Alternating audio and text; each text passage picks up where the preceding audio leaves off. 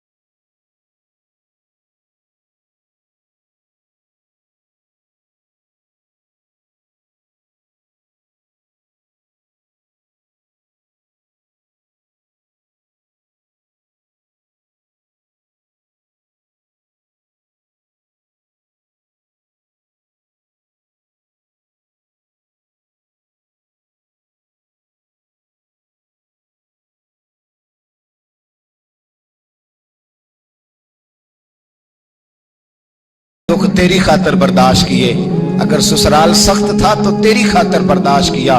एक जुबान का वो फिक्रा अगर तू कंट्रोल में रखता, इतना बड़ा गैप तो ना आता तेरे और तेरी माँ के दरमियान। इतने फासले, और तेरे और तेरी माँ के दरमियान फासला नहीं बढ़ा, तेरी और तेरी जन्नत के दरमियान फासला बढ़ गया।